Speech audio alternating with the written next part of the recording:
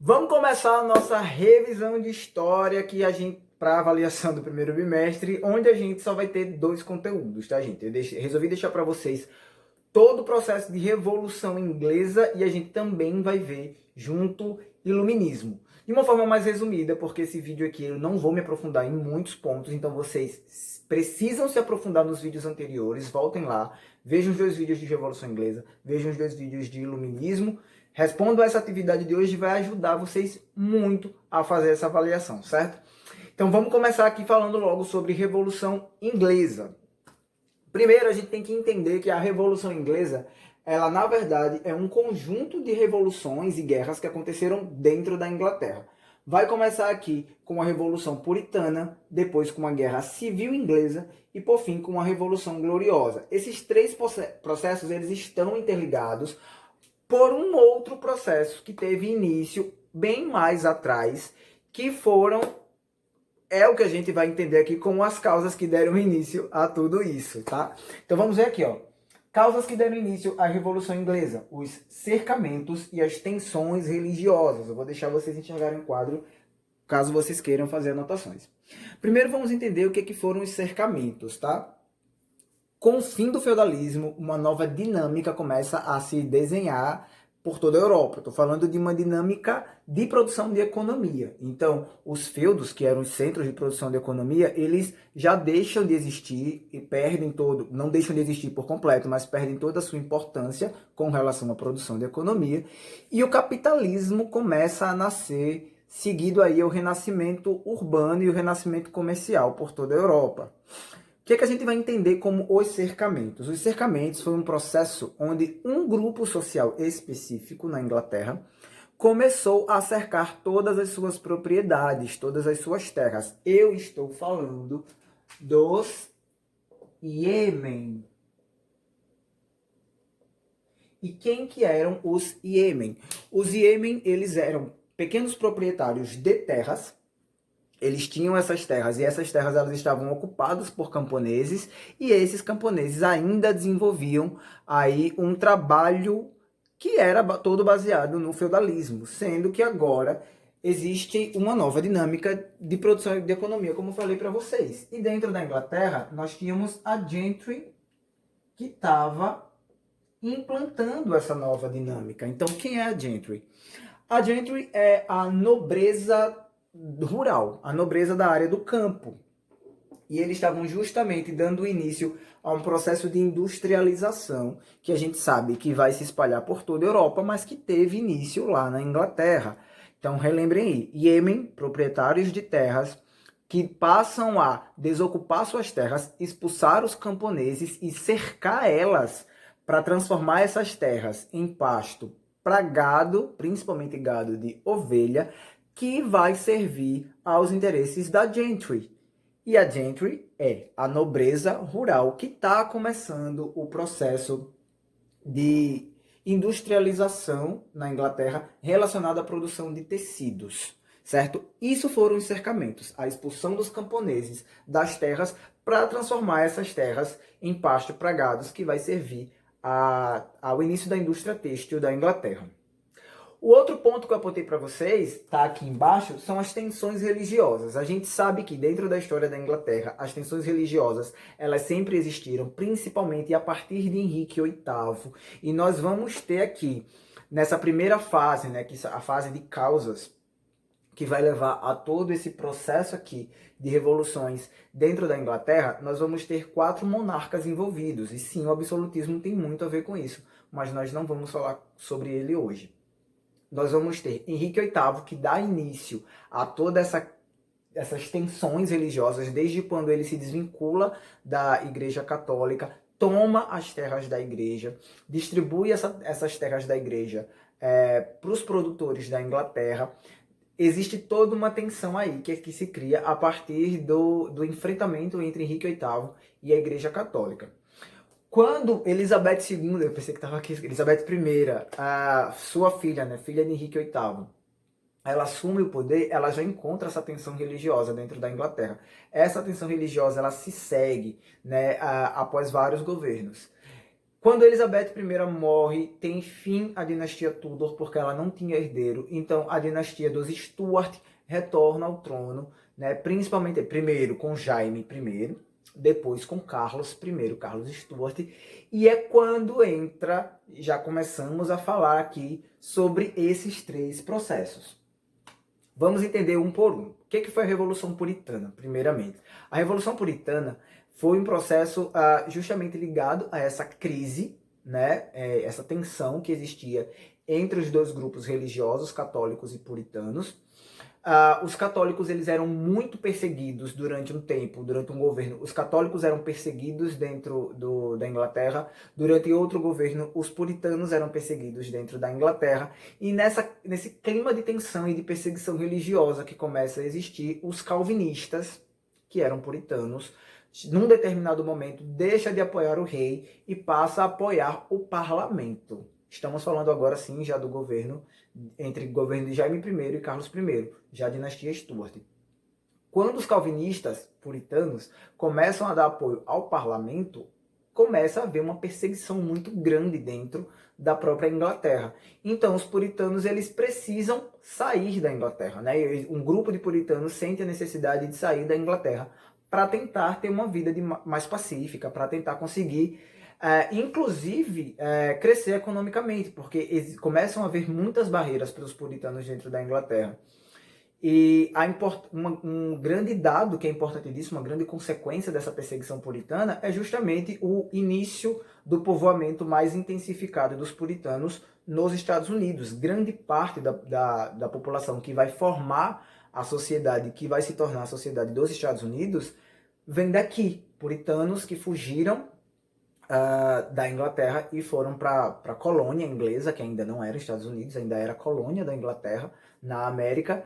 E aí, uma das consequências, a gente pode dizer diretamente, que é o início da formação da sociedade americana. Outro ponto, a Guerra Civil.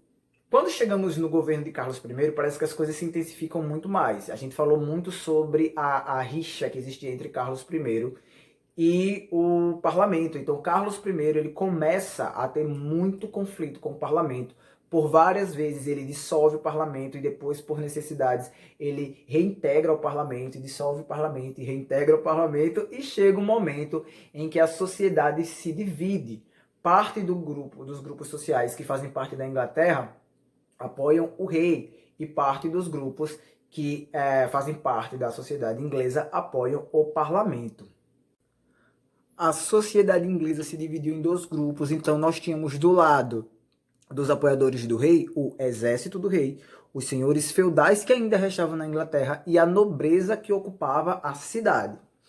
Do lado do parlamento, nós tínhamos o próprio exército do parlamento, a gentry, que vale lembrar, era a nobreza rural, os cabeças redondas, que é um novo grupo que surge aí dentro dos conflitos sociais da Inglaterra e que são apoiadores da gentry, né? São pessoas de camadas mais populares, mas que apoiavam a gentry e eram liderados por Oliver Cromwell. Então existe uma grande importância agora de citarmos o nome de Oliver Cromwell, porque nessa guerra civil, obviamente, o parlamento sai vitorioso. Oliver Cromwell, líder dos cabeças redondas, se torna um grande líder inglês e é ele que assume o poder. Quando o rei Carlos I é deposto, né? Como grande exemplo de todas as outras revoluções que acontecem aí em estados absolutistas, Carlos I vai ter a cabeça decepada. E Oliver Cromwell, quando assume o poder na Inglaterra, faz diversas mudanças. E a Inglaterra entra aí num processo até de grande evolução, de mudança política muito significativa. Dentro dessa mudança política, no novo governo de Cromwell, dois grupos políticos se tornam muito importantes. Lembrem-se, vocês não podem esquecer. Falamos deles bastante, inclusive, nos outros vídeos falando sobre a Revolução Inglesa. Estou falando de Digglers e Levellers. Os dois grupos são grupos políticos relacionados ao novo governo de Oliver Cromwell, como eu já falei. E aí eles têm interesses políticos conflitantes em alguns momentos. Os Digglers, traduzindo, né, seriam escavadores. Então, esses estão mais relacionados a fazer revoluções mais profundas. Daí o nome escavadores. Já os Levellers, eles queriam ações de governo mais brandas, que aí relacionassem, tentassem fazer com que as diferenças sociais fossem niveladas. Volto a dizer para vocês, a gente fala melhor sobre eles lá no outro vídeo. Vocês têm aí no módulo de vocês, vou até dizer as páginas, no módulo de vocês, vocês podem falar sobre esses dois grupos na página 9, né, quando vocês forem estudar o conteúdo, deem uma olhada para ter um estudo um pouco mais profundo, porque vocês precisam entender bem desses dois grupos.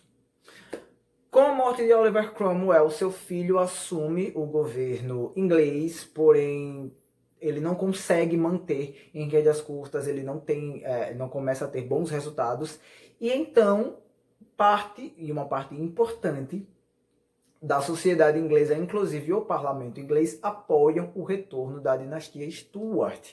E é aí que entra a fase final da Revolução, né, que vai culminar com a Revolução Gloriosa. Em 1685 tem início a Revolução Gloriosa e já se conclui logo no mesmo ano, que vai fazer Guilherme de Orange, que é da França, assumir o trono inglês. Mas então vamos entender como é esse rolê todo aí, como é que um francês vem para a Inglaterra e assume o trono, que direitos ele tem. Primeiro, por que o parlamento vai chegar ao ponto de apoiar que um francês venha assumir o trono da Inglaterra? Quando tem início a segunda dinastia Stuart, esperava-se que esses novos membros da dinastia, o novo membro, no caso Carlos II primeiro, né, ele tenha ideais diferentes, era o que parecia, né, ele faria com que a Inglaterra continuasse no processo evolutivo. Só que Carlos II, assim que assume o trono, começa a trazer de volta muitas características do absolutismo, e era o que a Inglaterra não queria mais. O povo inglês, o parlamento inglês, não queria mais que a Inglaterra voltasse a ser um Estado absoluto, um Estado absolutista, por vários motivos. Carlos II morre, seu filho Jaime II assume o trono e parece que o negócio acelera muito mais. Jaime II tinha ideais absolutistas e trabalhava de forma absolutista muito mais forte que o próprio pai, o que já deixava o parlamento preocupado. Então chega ao ponto de que o parlamento vai buscar esse contato com Guilherme de Orange, que tinha direito na linhagem do trono, porque era casado com uma princesa inglesa, né, que também tinha direito à linhagem do trono. E aí o parlamento dá apoio a Guilherme de Orange, que vem para a Inglaterra para fazer o processo de tomada do trono. Porém, parece que Jaime II ele já foi preparado, né, já sabia que isso poderia acontecer. Existe um acordo ali de que quando as tropas francesas invadissem a Inglaterra ou entrassem na Inglaterra, o rei abdicaria do trono e deixaria que Guilherme de Orange assumisse sem precisar haver batalha. E é por isso que a Revolução se chama Revolução Gloriosa, porque não houve derramamento de sangue, o acordo foi feito de forma política e branda. E é assim que acaba, em 1685, a Revolução Inglesa. E aí, se vocês prestarem atenção em datas, se vocês começarem a se apegar a datas, vocês vão ver que é bem no meio de todas as discussões mais fortes sobre o iluminismo. É quando o iluminismo começa a pipocar, na mesma época. Inclusive, a gente chegou a falar que os acontecimentos políticos, os acontecimentos econômicos, todas essas mudanças que estavam acontecendo aqui na Inglaterra, elas repercutiram muito no início do iluminismo. Vamos falar sobre o iluminismo. O iluminismo, como nós estamos vendo aí, é um movimento filosófico, político e cultural que tinha aí os ideais de liberdade, igualdade e fraternidade como seus principais ideais e falavam sempre sobre o pensamento e o desenvolvimento pessoal de cada homem, né? Ele batia de frente aí com todos os principais dogmas defendidos pela igreja e todas as defesas que existiam, principalmente as defesas religiosas que existiam aí para as classes mais dominantes, as classes ricas da sociedade. Vai se desenvolver aí durante o século XVII e XVIII e vai ter como principais características o anticlericalismo, que é justamente ideias contra esses dogmas da religião, né, da Igreja Católica, o anti-absolutismo, que é essa luta contra, né, o tipo de governo absoluto, e é daí que vem aquela característica que eu falei para vocês agora há pouco, de dizer que ele se baseia muito no que aconteceu dentro da Inglaterra. Na Inglaterra é onde se tem as primeiras notícias de combate contra o absolutismo e é uma das principais características desse novo movimento, o Iluminismo. Também caracterizado pelo cientificismo, né, que seria a busca pela comprovação científica das coisas, né, pela ideia da ciência, em abandono às teses religiosas que durante toda a Idade Média explicavam tudo, e pelo racionalismo, a ideia de você ter que pensar e não somente aceitar o que era imposto, tanto pelos absolutos, né, os reis absolutos, quanto pela igreja.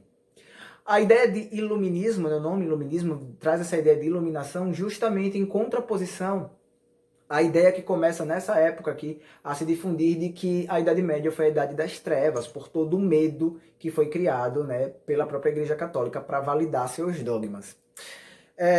Coisas muito importantes começam a ser defendidas e modificam a sociedade europeia e, obviamente, refletem na nossa sociedade atual de hoje, dentro do iluminismo. Uma dessas coisas é a própria educação, a forma que se trata a educação, né?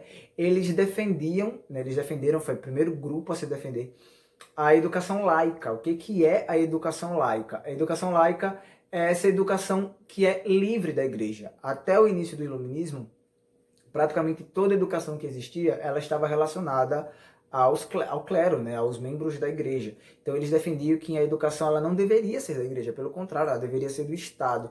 E também começam as primeiras ideias de se defender que a educação não deve ser para poucos, mas a educação deveria ser para todos. Todo mundo deveria ter acesso à educação e ao conhecimento, porque só assim o homem teria sua mente liberta do que a igreja impunha, né? Essas são as principais ideias aí do iluminismo. Também em outras áreas como na economia e como nas relações sociais, o iluminismo ele vai se refletir muito. Mas assim, eu queria falar muito para vocês sobre essa ideia do iluminismo relacionado à educação, porque acho que eu falei no vídeo, mas vale a pena repetir. Inclusive essa ideia que nós temos hoje de dividir a escola em várias ciências, em ter pessoas especializadas em cada campo da ciência para ajudar vocês a estudarem, a própria ideia de um professor estar à frente e os alunos sentados para assistir a aula, tudo isso vem aqui dos ideais que foram colocados pelo iluminismo. Vários iluministas foram muito importantes aí, né? Desenvolveram suas teses e lançaram novas formas de enxergar o mundo, né? Mas o que eu vou mais uma vez pegar aqui para vocês é repetir a questão dos ideais. Todos os ideais iluministas, tanto os de economia quanto os de educação, eles estão relacionados ao que eles defendiam, a bandeira levantada pelos iluministas, né? Que são os ideais de liberdade, igualdade e fraternidade para todos os homens, porque isso não existia nas sociedades europeias, principalmente na sociedade francesa, que é onde o movimento iluminista ele teve início. Obviamente, só pensadores e filósofos eles não teriam conseguido tanta força para manter o movimento. Eles precisavam de um apoio. Quando eu falo apoio, eu estou falando de finanças. E é aí que entram os déspotas esclarecidos. Quem seriam os déspotas esclarecidos e o que é despotismo? Despotismo esclarecido, no caso do iluminismo. Déspotas são as pessoas que são da nobreza, né? São ricos, eles têm dinheiro. Então, várias pessoas ricas aí, duques, príncipes, apoiaram, né? No caso, tem uma princesa da Áustria-Hungria que foi muito importante, ela desenvolveu bastante os ideais iluministas lá na Áustria-Hungria, e o próprio Marquês de Pombal, em Portugal, né? Fez as reformas pombalinas, né? De acordo com todos os ideais que eram defendidos pelos iluministas. Certo? Espero que vocês não tenham nenhuma dúvida. Todo o conteúdo que nós precisamos rever é esse que eu estou falando para vocês. Assistam os vídeos anteriores que se aprofundam mais nas ideias. Respondam a essa atividade que vai seguir para vocês hoje. Estudem um pouquinho e se preparem para a prova. Até mais.